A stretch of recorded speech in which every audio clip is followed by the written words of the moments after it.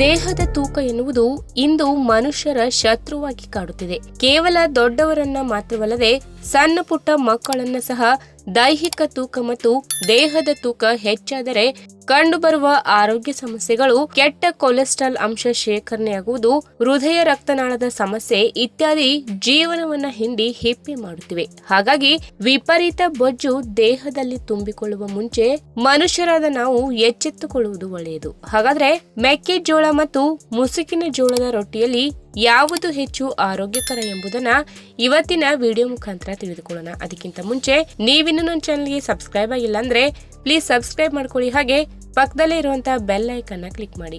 ನೀವು ನಿಮ್ಮ ದೇಹದ ತೂಕವನ್ನ ಕಡಿಮೆ ಮಾಡಿಕೊಳ್ಳಬೇಕು ಎಂದು ಒಮ್ಮೆ ಮನಸ್ಸಿಗೆ ತೆಗೆದುಕೊಂಡರೆ ಅಗತ್ಯ ಪ್ರಮಾಣದ ಗುಣಮಟ್ಟದ ಕಾರ್ಬೋಹೈಡ್ರೇಟ್ ಅಂಶಗಳು ಇರುವ ಆಹಾರ ಪದಾರ್ಥಗಳನ್ನ ನಿಮ್ಮ ಆಹಾರ ಪದ್ಧತಿಯಲ್ಲಿ ಸೇರಿಸಿಕೊಳ್ಬೇಕು. ನಿಮಗೆ ಪೌಷ್ಟಿಕಾಂಶಗಳ ವಿಚಾರದಲ್ಲಿ ಒತ್ತಾಸೆಯಾಗಿ ಜೋಳ, ರಾಗಿ, ಬಾಜ್ರಾ ಮತ್ತು ಮುಸುಕಿನ ಜೋಳ ನಿಲ್ಲುತ್ತದೆ. ಏಕೆಂದರೆ ಇವುಗಳಲ್ಲಿ ಅತಿ ಹೆಚ್ಚಿನ ಗುಣಮಟ್ಟದ ಮತ್ತು ಅತ್ಯಂತ ಕಡಿಮೆ ಪ್ರಮಾಣದ ಕಾರ್ಬೋಹೈಡ್ರೇಟ್ ಅಂಶಗಳು ಸಿಗುವ ಕಾರಣ ದೇಹದ ತೂಕ ಕ್ರಮೇಣವಾಗಿ ಇಳಿಕೆ ಕಾಣುತ್ತದೆ. ಇನ್ನು ನಮ್ಮ ಜೀರ್ಣಾಂಗ ವ್ಯವಸ್ಥೆಗೆ ಮೆಕ್ಕೆಜೋಳದ ಹಿಟ್ಟು ಮತ್ತು ಮೆಕ್ಕೆಜೋಳದ ಹಿಟ್ಟಿನಿಂದ ತಯಾರು ಮಾಡಿದ ಆಹಾರ ಪದಾರ್ಥಗಳು ಹೆಚ್ಚು ಸಹಕಾರಿಯಾಗಿ ಕೆಲಸ ಮಾಡುತ್ತವೆ. ನಮ್ಮ ದೇಹದಿಂದ ವಿಷಕಾರಿ ಅಂಶಗಳನ್ನ ಮತ್ತು ಫ್ರೀ ರ್ಯಾಡಿಕಲ್ಗಳನ್ನ ಹೊರಹಾಕುವ ಶಕ್ತಿ ಮೆಕ್ಕೆಜೋಳದಲ್ಲಿ ಕಂಡುಬರುತ್ತದೆ. ಗ್ಲೂಟೆನ್ ಅಂಶ ಮುಕ್ತವಾಗಿರುವ ಮೆಕ್ಕೆಜೋಳದ ಆಹಾರ ಪದಾರ್ಥಗಳನ್ನ ನ್ಯೂಟನ್ ಅಂಶ ವಿರೋಧಿಗಳು ಸುಲಭವಾಗಿ ಯಾವುದೇ ಅನುಮಾನವಿಲ್ಲದೆ ಸೇವನೆ ಮಾಡಬಹುದು. ಕೆಲವೊಂದು ಅಧ್ಯಯನಗಳು ಹೇಳುವ ಹಾಗೆ ನಿತ್ಯ ನಿಯಮಿತವಾಗಿ ಮೆಕ್ಕೆಜೋಳದ ಆಹಾರ ಪದಾರ್ಥಗಳನ್ನು ಸೇವನೆ ಮಾಡುವ ಅಭ್ಯಾಸ ಬೆಳೆಸಿಕೊಂಡರೆ ಮಧುಮೇಹ ಸಮಸ್ಯೆ ನಿವಾರಣೆಯ ಜೊತೆಗೆ ಮುಂಬರುವ ದಿನಗಳಲ್ಲಿ ಮಧುಮೇಹ ಉಂಟಾಗುವ ಸಾಧ್ಯತೆ ತಪ್ಪುತ್ತದೆ. ಜೊತೆಗೆ ರಕ್ತದ ಒತ್ತಡದ ಪ್ರಮಾಣ ಕೂಡ ನಿಯಂತ್ರಣವಾಗುತ್ತದೆ. ಹಾಗಾಗಿ ಅಧಿಕ ರಕ್ತದ ಒತ್ತಡ ಹೊಂದಿರುವವರಿಗೆ ಮೆಕ್ಕೆಜೋಳದ ಹಿಟ್ಟಿನ ಆಹಾರ ಪದಾರ್ಥಗಳು ಆರೋಗ್ಯಕ್ಕೆ ತುಂಬಾ ಅನುಕೂಲಕಾರಿ. ಇನ್ನು ಮುಸುಕಿನ ಜೋಳ ಹೆಚ್ಚಾಗಿ ಚಳಿಗಾಲದ ಸಂದರ್ಭದಲ್ಲಿ ಎಲ್ಲ ಕಡೆ ಕಂಡುಬರುತ್ತದೆ. ಉತ್ತರ ಭಾರತದ ಪ್ರಮುಖ ಆಹಾರಗಳಲ್ಲಿ ಇದು ಕೂಡ ಒಂದು. ಅಲ್ಲಿನ ಜನರು ಚಳಿಗಾಲದಲ್ಲಿ ಹೆಚ್ಚಾಗಿ ಗೋಧಿ ಹಿಟ್ಟಿನ ಚಪಾತಿಯ ಬದಲು ಮುಸುಕಿನ ಜೋಳದ ಹಿಟ್ಟಿನಿಂದ ತಯಾರು ಮಾಡಿದ ರೊಟ್ಟಿ ಅಥವಾ ಚಪಾತಿಯನ್ನ ಹೆಚ್ಚಾಗಿ ಸೇವನೆ ಮಾಡ್ತಾರೆ. ಮುಸುಕಿನ ಜೋಳದ ಹಿಟ್ಟಿನಲ್ಲಿ ಹೆಚ್ಚಿನ ಪ್ರಮಾಣದ ಪ್ರೋಟೀನ್ ಅಂಶಗಳು ಮತ್ತು ಸ್ಟಾರ್ಚ್ ಅಂಶಗಳು ಲಭ್ಯವಿದೆ. ಇದರ ಜೊತೆಗೆ ಕಬ್ಬಿಣ, ಫಾಸ್ಫರಸ್, ಜಿಂಕ್ ಮತ್ತು ಇನ್ನಿತರ ವಿಟಮಿನ್ ಅಂಶಗಳು ಮುಸುಕಿನ ಜೋಳದಲ್ಲಿ ಸಿಗುತ್ತವೆ.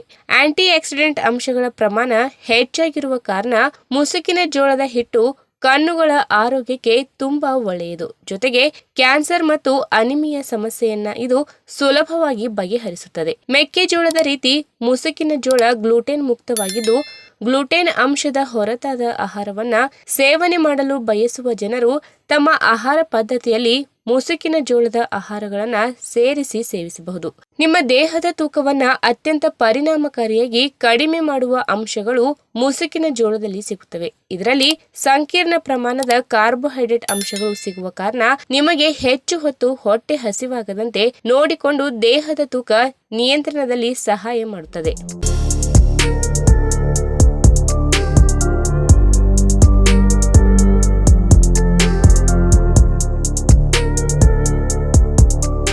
ನಮಗೆ ಜೋಳದ ರೊಟ್ಟಿ ಎಂದ ತಕ್ಷಣ ನೆನಪಾಗುವುದು ರಾಯಚೂರು, ಗುಲ್ಬರ್ಗಾ, ಬೀದರ್, ಹುಬ್ಳಿ, ಧಾರವಾಡ.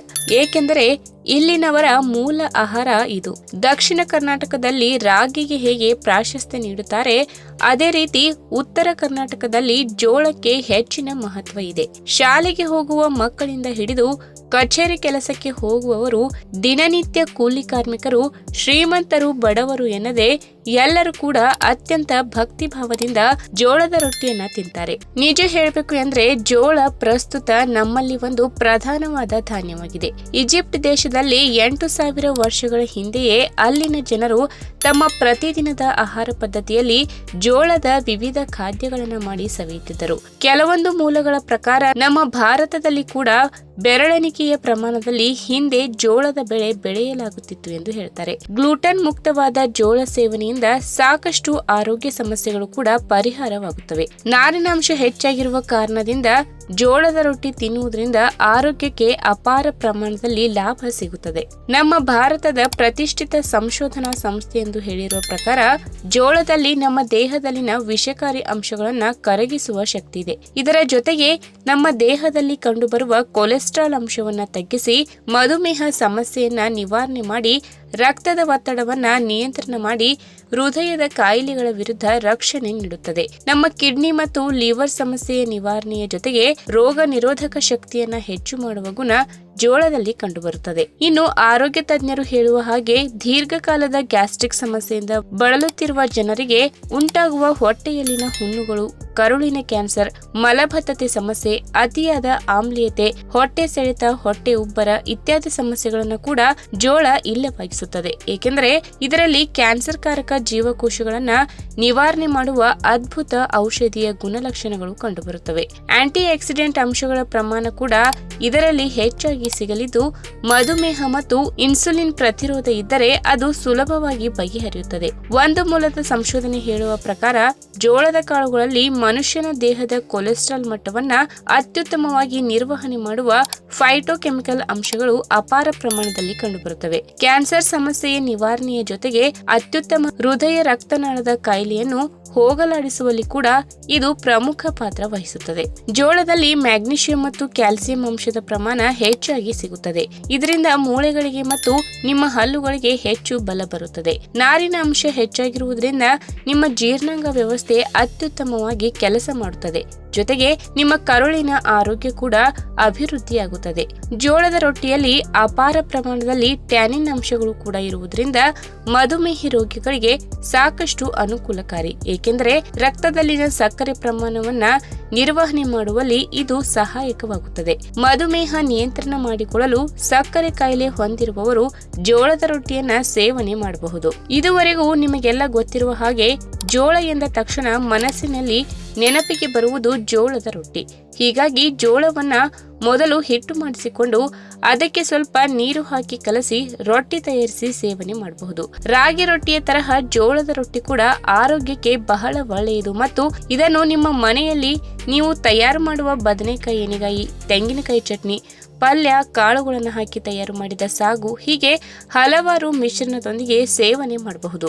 ಸೂಪರ್ ಮಾರ್ಕೆಟ್ಗಳಲ್ಲಿ ಈಗ ಜೋಳದ ರೊಟ್ಟಿ ಲಭ್ಯವಾಗುತ್ತಿರುವುದು ಜನರಿಗೆ ಮತ್ತೊಂದು ಸಂತೋಷಕರ ಸುದ್ದಿ. ಹಪ್ಪಳದ ರೀತಿ ನೋಡಲು ಗಟ್ಟಿಯಾಗಿ ಖಡಕ್ ರೊಟ್ಟಿ ಎನಿಸಿಕೊಂಡಿರುವ ಇದನ್ನು ನೀವು 6 ತಿಂಗಳು ಅಥವಾ ವರ್ಷ ಬೇಕಾದರೂ ಶೇಖರಣೆ ಮಾಡಿಕೊಳ್ಳಬಹುದು. ತಿನ್ನುವ ಸಂದರ್ಭದಲ್ಲಿ ಇದನ್ನು ಕೆಲವು ಸೆಕೆಂಡುಗಳ ಕಾಲ ನೀರಿನಲ್ಲಿ ನೆನೆ ಹಾಕಿ ಅನಂತರ ಬೇಯಿಸಿ ತಿಂದರೆ ಮೆತ್ತಗಿರುತ್ತದೆ. ಅತ್ಯುತ್ತಮ ಆಹಾರ ಪದ್ಧತಿ ನಿಮ್ಮದಾಗುತ್ತದೆ. ಈ ವಿಡಿಯೋ ನಿಮಗೆ ಇಷ್ಟವಾದಲ್ಲಿ ತಪ್ಪದೆ ಲೈಕ್ ಮಾಡಿ, ಶೇರ್ ಮಾಡಿ, ಹಾಗೆ ನಿಮ್ಮ ಅನಿಸಿಕೆನ ಕಮೆಂಟ್ ಮೂಲಕ ತಿಳಿಸಿ.